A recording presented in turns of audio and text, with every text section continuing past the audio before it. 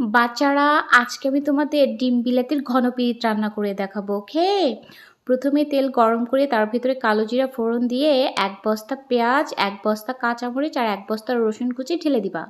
তারপরে সবগুলোকে খুব ভালো করে একদম বেগুনি কালার করে ভেজে নিতে হবে। এইবার ঠাস করে বিলাতিগুলো কড়াইয়ের ভিতরে ঢেলে দিবা অ্যান্ড দেন ঠাস ঠাস করে লবণ, হলুদ আর ধনিয়া গুঁড়া দিয়ে দিবা।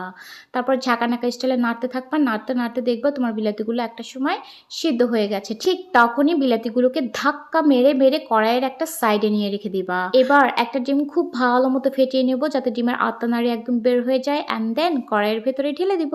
এইবার খুন্তি দিয়ে ডিমটাকে ঘেটে ঘেটে একদম স্যাড়াবেড়া করে ফেলবা। বিলাতির সাথে খুব ভালোভাবে ডিমটাকে মিশিয়ে নিবা যাতে ওরা ঘন পিরিত করতে পারে। আর ওদের পিরিতটাকে আরও একটু ঘন করার জন্য 1 চিমটি চিনি আর 1 চিমটি ভাজা জিরা গুঁড়া উপর দিয়ে ছড়িয়ে দিবা।